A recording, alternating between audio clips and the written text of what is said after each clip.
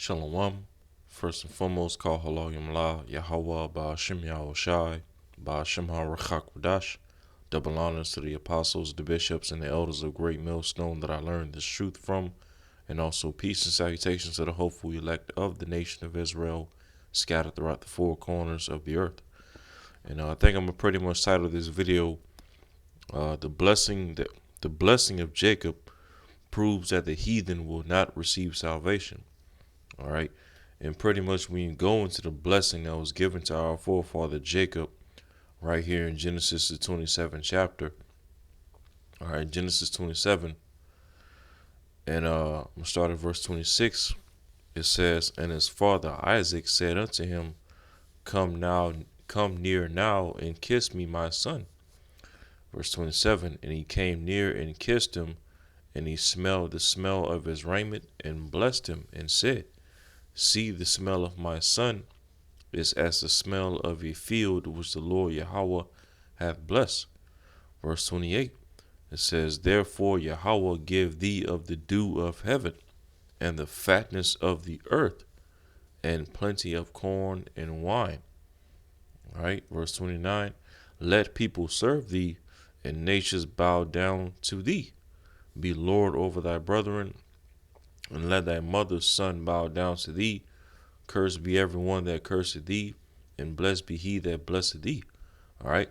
So in verse 28 again, it says, "Therefore Yahweh," all right, the Most High Power, "Yahweh give thee of the dew of heaven, and the fatness of the earth, and plenty of corn and wine." All right. And we know the fatness of the earth is ultimately speaking to what? Rulership and dominion over the whole entire earth, the four corners of the earth. All right. And when you go throughout the scriptures, and as well throughout history, all right, the nation of Israel, so-called Negroes, Latinos, and Native Americans, have never really and truly ruled the whole entire earth. Okay, even with the Holy Land itself, we've, throughout our nation's history in the scriptures, we've barely ruled over the Holy Land, the land of Israel, for a long period of time. Okay, even as Scripture speaks about in the book of Isaiah 63, it says, Isaiah 63 in verse 18, it says, "The people of thy holiness have possessed it for a little while." All right, what is it that is speaking of? The land of Israel, the Holy Land. All right, we've only possessed that land for a little while. All right, we know under David, under David's 40-year reign, David and his men subdued the heathen nations. All right, the Edomites, the Syrians, the Philistines, the Moabites. All right, and through David and his men subduing the heathen nations that was around during that time, it led to King Solomon having 40 years of peace. 40 years of peace. All right, in the Holy Land, with all 12 tribes, united under David and Solomon. Eating, drinking, and being merry in righteousness. All right. But King Solomon's kingdom, all right, was only for a little while, only 40 years of peace. As it said again, Isaiah 63 and verse 18, the people of thy holiness have possessed it for a little while. Our adversaries have trodden down thy sanctuary. And so our adversaries, Esau, Edom, along with the various other heathen nations, Ishmael, right, Elam, Hamites, okay, have trodden down our holy land, have trodden down Jerusalem. And even as Yahushua spoke of in Luke 21 verse 24, Jerusalem will be trodden down of the Gentiles, okay, starting with Amalek, okay. The true Israelites will be in captivity throughout all nations throughout the earth until the times of the Gentiles be fulfilled. And we're pretty much in the times of these heathen nations being fulfilled. The times of their rulership being fulfilled, the times of their dominion, right? The times of their wickedness and their idols being forwarded throughout the earth. Okay, it's fulfilled in these outer days. Okay, but as it went into again, we as a nation of Israel, we've only possessed the Holy Land, the land of Israel, for a little while. Okay, 40 years of peace under King Solomon. And so the blessing that was given to our forefather Jacob was ultimately that we would be given the dew of heaven, and that we would rule the fatness of the earth. Okay, the four corners of the earth. All right, with plenty of corn and wine. All right, which corn and wine just basically represents the resources of the earth. All right, and as it said in verse 29, let people serve thee, and nations bow down to thee. Be Lord over thy brethren, and let thy mother's son bow down to thee. Cursed be every one that curseth thee, and blessed be he that blesseth thee. Now, in the scriptures, the only two nations that are promised to rule over the fatness of the earth, okay, the whole entire earth, okay, is ultimately Esau and Jacob. As we know, when we read further down in this chapter, Esau was also given a blessing. All right, Genesis 27 and verse 38, it says, "And Esau said unto his father, Hast thou but one blessing, my father? Bless me, even me also, O my father. And Esau lifted up his voice and wept. And Isaac his father answered and said unto him, Behold, thy dwelling shall be the fatness of the earth, and of the dew of heaven from above." All right, so Esau, Edom, was also given a blessing to rule over the fatness of the earth. Okay, Jacob and Esau were the only two nations in the scriptures that was ever, foretold to ultimately rule throughout the four corners of the earth, the fatness of the earth, and have dominion over the resources and the minerals of the earth. All right, but in the case of Esau, Edom, right here, it says in verse 40, "And by thy sword shalt thou live." All right, Esau's weaponry, his military power, okay, is guns, tanks, missiles, right, nuclear weapons, okay, grape robbing and murdering, colonization, slavery. All right, that's how Esau, Edom has gotten dominion over the fatness of the earth, right, by a sword. And it says, "And shall serve thy brother." Okay, because it was told in Genesis 25, all right, that out of Esau and Jacob, all right, the elder, the firstborn, will serve the younger. All right, we know Esau was the firstborn between Esau and Jacob, so it was already preordained and predestined for Esau, Edom to serve Jacob, the Israelites. All right, and even even as our forefather Isaac is telling Esau in his own blessing that there come a point to where Esau would have to serve, would still have to serve his brother Jacob. Okay, despite Esau being given a blessing to rule over the fatness of the earth. It says Genesis 27 and 40, "And by thy sword shalt thou live, and shalt serve thy brother. And it shall come to pass when thou shalt have the dominion, that thou shalt break his yoke from off thy neck." Okay, and we know part of what that is talking about. Okay, we know when we go into history, all right, at the time of the Renaissance, okay, Esau, Edom pretty much came out of the caves of the Caucasus Mountains. Okay, particularly Edomite families. All right, because we know throughout the before the Renaissance period up to 1400s, for a period of 1,000 years, all right, the biblical Edomites were down and out, living in the caves as cavemen. And during that 1,000 year period, which Esau calls so-called Dark Ages, Jake was ruling over Europe and Russia, right, Turkey, okay, and we know that it came during that 1,000 year period. There are certain points where Jake would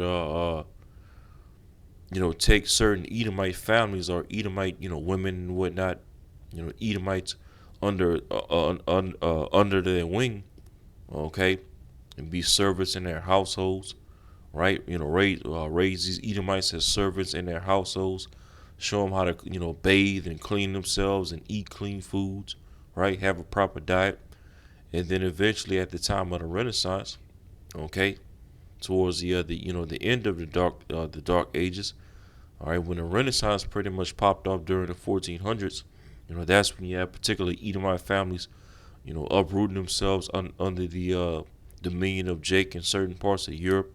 Okay, started taking over certain parts of Europe, right, and pretty much reviving ancient Greco-Roman philosophies throughout the earth, and it's all ultimately led to the rise of Babylon the Great, America. Okay, but as it said, Esau was also given the blessing of the fatness of the earth. All right, by way of what? His sword. Okay, and again, when you read throughout the scriptures, you can go throughout prophecy. There's only two nations that was ever blessed to eventually rule over the fatness of the earth: Jacob and Esau. All right, and when we go into the Apocrypha in Second Esdras, you know, as we always bring out, it gives you the exact order of which nation or which son would enter into their blessing before the other. Okay, Second Esdras 6 in verse 9 it says, "For Esau is the end of the world, all right, and Jacob is the beginning of it that followeth."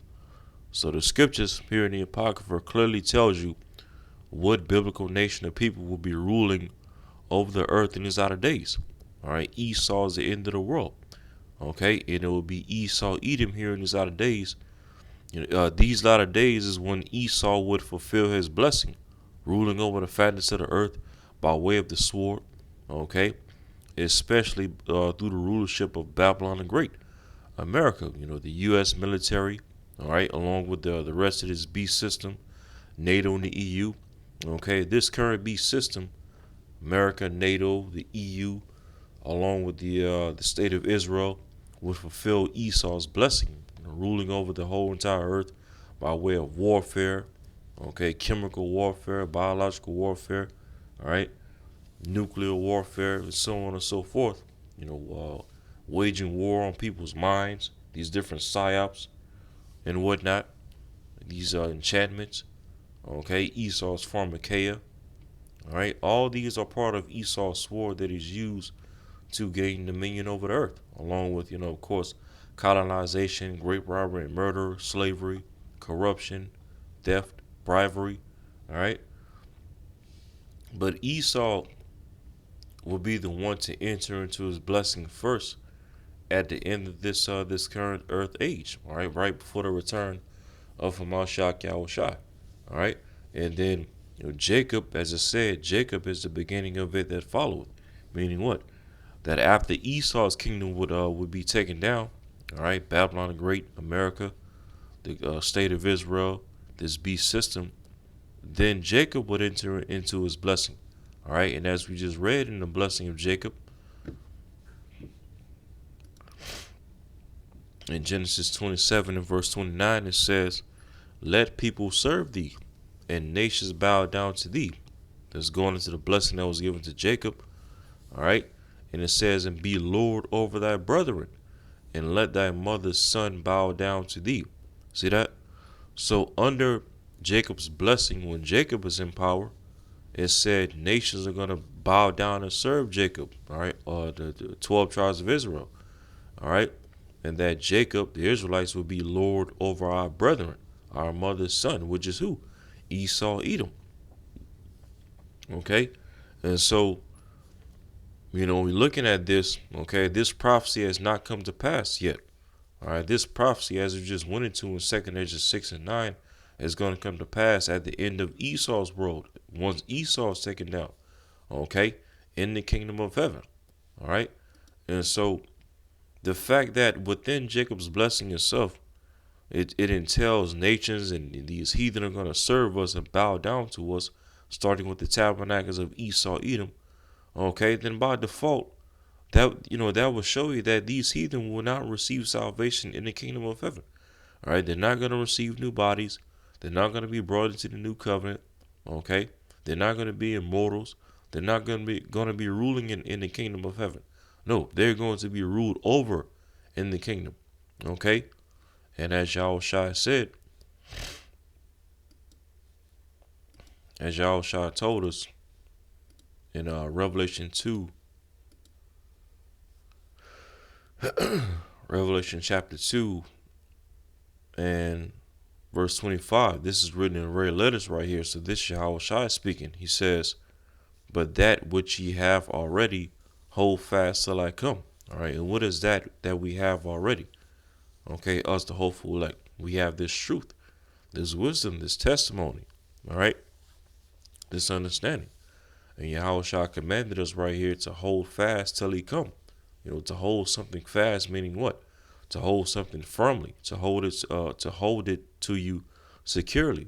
And the scripture speaks about, I believe in the book of Hebrews, if I'm not mistaken, uh, lay hold to eternal life, roughly paraphrasing it. Okay, and how do we lay hold to eternal life? By taking heed to this word, okay, and holding it dear to us securely, fastly, as Yahweh Shai commanded us right here. He says, Revelation 2, verse 25, but that which ye have already, hold fast till I come. And he that overcometh and keepeth my works unto the end, remaining faithful unto death, right? Not bowing the knee to this beast system or its image or its NWO agenda, nor taking the charagma, right? Standing stiffly for the name of Yahweh Shemel Shai, enduring to the end, right? He that overcometh and keepeth my works unto the end, to him will I give power over the nations. See that? To him will I give power over the nations. What nations? All right, the heathen, starting with the tabernacles of Esau, Edom, along with the rest of the nations that's mentioned in Psalms 83, all right, and all these other heathen that are scattered throughout the four corners of the earth. All right, Yahweh Shah is telling us straight up, okay, those of us that's of the hopeful elect of the nation of Israel, okay, if we overcome and endure to the end and keep his works and keep this testimony and ultimately keep the faith of Yahweh Shema Shai, okay, to him, to us, will Yahweh Shai give us power over the nations, okay, to do what exactly? Verse 27, and he shall rule them with a rod of iron, as the vessels of a potter shall they be broken to shivers, even as I received of my father. You see that?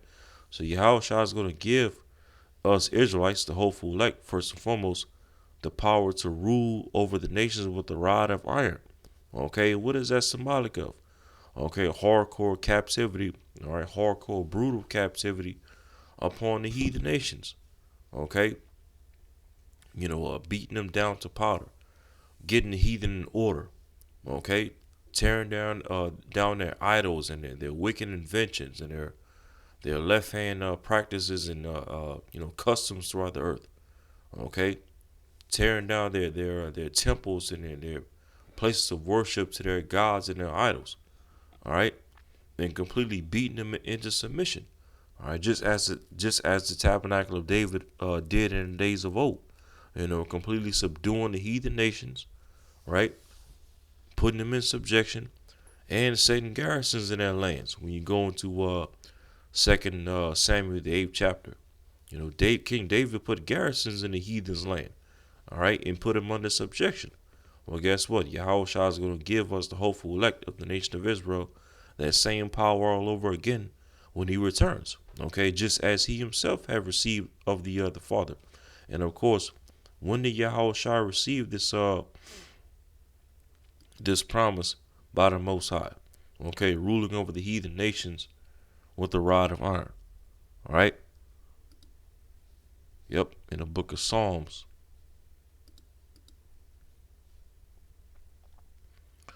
Psalms chapter 2 and verse 6. This is the Most High speaking right here, Yahweh. He says, yet have I set my king upon my holy hill of Zion. All right. And it says, verse 7, I will declare the decree the Lord Yahweh hath said unto me, thou art my son, this day have I begotten thee. And of course, who could this son, all right, this capital S son, be speaking of right here? None other than Hamashiach Yahushua, the begotten son of the heavenly Father Yahweh. And it says in verse 8, ask of me, and I shall give thee the heathen for thine inheritance, and the uttermost part of the earth for thy possession. See that? the uttermost part of the earth for thy possession, the fatness of the earth. Going back to the blessing that was given to Jacob, right? It says again, ask of me, and I shall give thee the heathen for thine inheritance. Okay? What does it mean to be given the heathen for your inheritance? It means to basically make them your possession. Okay? To make them subject unto you, to serve you, all right, as slaves. Okay? Point blank, period. It says, and the uttermost parts of the earth for thy possession, the fatness of the earth. It says, verse 9, thou shalt break them with a rod of iron.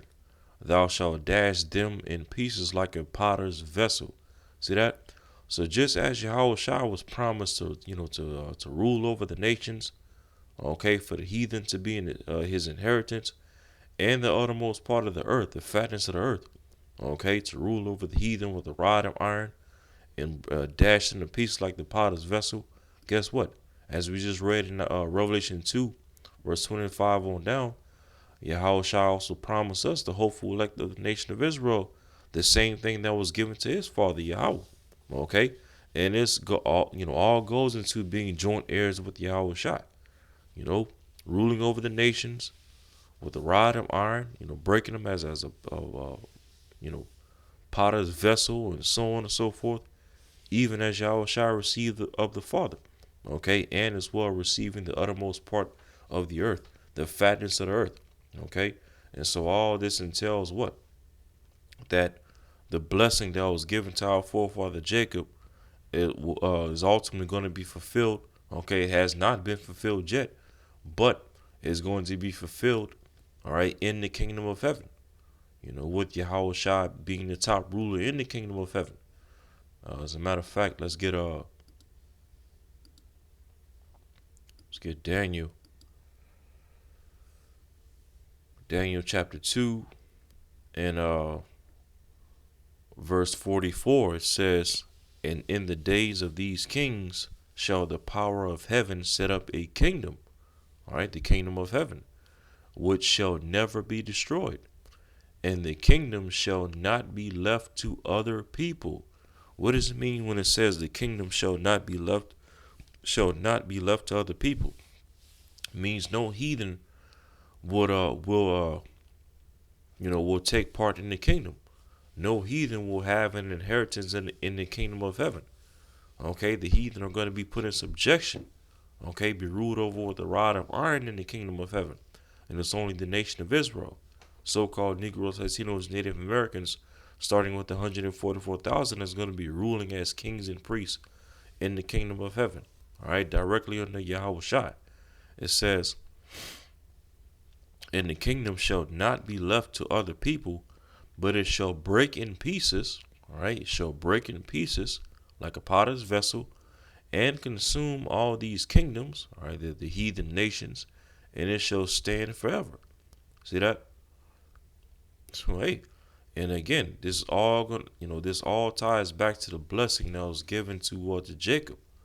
The heathen bowing to us, serving us being lord over Esau, Edom, our mother's son. Okay, and every nation that's gonna curse us in the kingdom. All right, as these heathen are, they're still gonna be trying to rebel against us, committing sin and going off, right, blaspheming Yahweh Shema Shai. Any of these heathen that's gonna curse us in the kingdom, they're gonna be cursed. Okay, they're gonna be judged and beaten over their head. Okay, like a rod of iron. And at the same token, all right, any of these heathen that's gonna bless us, all right, then hey, we'll bless them. Okay, we'll give them, certain land. Of course, mine is Esau, Edom, of course, right? Because we know the Edomites, pursuant to Obadiah 1 and 18, okay, after a certain point in the kingdom, every single Edomite man, woman, and child is going to be exterminated off the earth, okay, at a certain point in the kingdom of heaven. But the rest of the heathen that's going to remain alive, is going to come to a point to where, as these heathen are going to appreciate our rulership and realize that, the laws and the commandments of Yahweh Shema Shai leads to a cleaner earth, a cleaner environment, clean water, clean air, clean food, okay, clean ecosystem. It leads to strong family structures. It leads to order and righteousness. Hey, when these heathen are gonna bless us, then, we'll bless them. Okay, give them certain land. Deal with them, make particular trades with them or whatnot. All right, but we're still gonna rule over them. They're still gonna be subject under us. Okay, along with us having the fatness of the earth. Being joint heirs with Yahweh Shah. Okay, and again, this has not been fulfilled yet. This is all going to be fulfilled in the kingdom of heaven. All right, upon the return of Hamashiach Yahweh Shai. Point blank, period. Let's see, let me get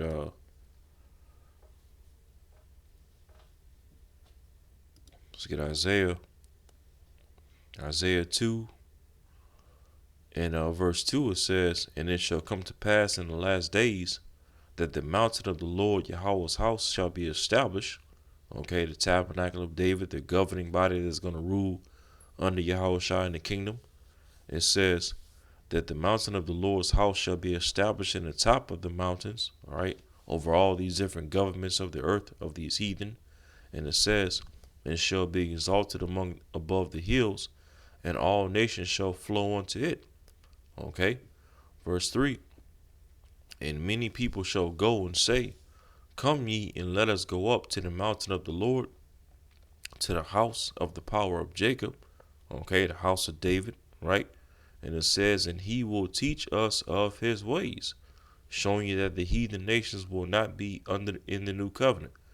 Okay, because the new covenant entails that the Lord is going to put his laws and his commandments and his instructions within our inner parts, to where we won't have to be taught the ways of Yahweh Shema Shah no more. It'll just be programmed in us. So the fact that the heathen will have to be taught the laws and the commandments and the ways of Yahweh Shema Shah, this shows right here that they will not be in the new covenant. Okay, which entails shows what? That the heathen will not receive salvation. Okay, it says, "And he will teach us of his ways, and we will walk in his paths. For out of Zion shall go forth the law." All right, because we're going to be ruling as kings and priests on the earth. Okay, and what does a priest do? They they teach the laws to the people. Okay, the laws, the commandments, the high holy days, the customs, right? That's what priests do. It says, "And the word of the Lord Yahweh Shema Shai from Jerusalem."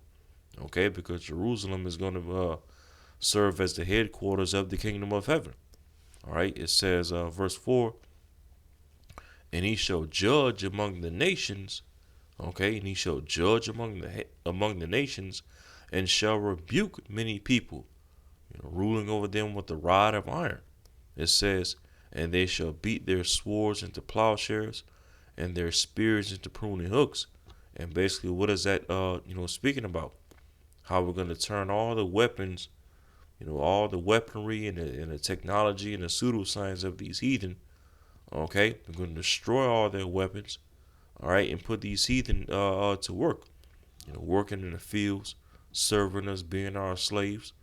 Okay, because that's what plowshares and pruning hooks represents right here. Working in the fields as slaves, servants.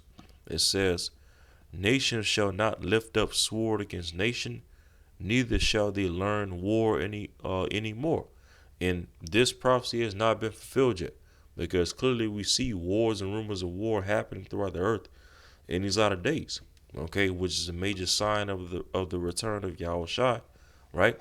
But the fact that prophecy speaks of, okay, when the true Israelites are in rulership, okay, how we're going to be rebuking these heathen, judging amongst them, ruling over them with the rod of iron, destroying their weapons, and teaching them the ways of war no more. Okay, this clearly has not been fulfilled yet. This has not come to pass yet. This is going to come to pass, all right, when Jacob is entered into his blessing. Okay, when the Israelites rule over the fatness of the earth, all right, and putting these heathen nations in subjection under us, all right, being joint heirs with Yahweh Shai's glory, you know. So let me get this. Let me get this and end it off in the book of Luke. Luke chapter 1. Luke chapter 1 and 31, it says, And behold, thou shalt conceive in thy womb, and bring forth a son, and shall call his name Yahushua. Verse 32, And he shall be great, and shall be called the Son of the Highest, and the Lord Yahweh shall give unto him the throne of his father David. Okay? Because when you go to 2 Samuel 7, it was told to David that his son, his seed, that will come after him will sit on his throne forever. All right. And, it was originally talking about Solomon, but then eventually, how would Solomon, okay, the seed of David, sit on the throne of David forever? All right. Well, it will be done through Yahushua, because if you can receive it through the Spirit, Yahushua was King Solomon. All right. But it says, verse 33, And he shall reign over the house of Jacob forever, and of his kingdom there shall be no end. See that? He shall reign over the house of Jacob forever. And why is that? Because when Yahushua is in his authority over the earth, okay, that's when the blessing of Jacob is going to be active and fulfilled.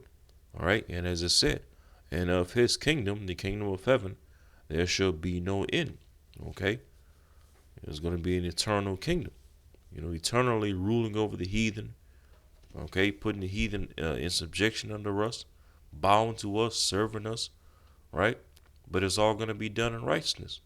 Okay, but again, the blessing that was given to our forefather Jacob, going back to Genesis 27, all right, proves and entails that the heathen nations will not receive salvation, along with the various other scriptures and prophecies that we went into. All right, salvation, okay, which I have a live lesson on my channel from a few months back, going into exactly, what is salvation and breaking down what salvation is. All right, and pretty much when you thoroughly understand what salvation is in the scriptures, okay, receiving new bodies, being entered into the new covenant, all right, being delivered upon the return of Mashiach Yahushua, that's only coming for Israelites, all right, namely the elect. Lord will not be able to number. Okay, no heathen will take part in salvation. Okay, no heathen will take part in the blessing that was given to Jacob. Okay, and no heathen will be ruling in the kingdom of heaven, but instead they're going to be ruled over. You see that? So with that, Lord willing, this video is edifying, and until next time, shalom.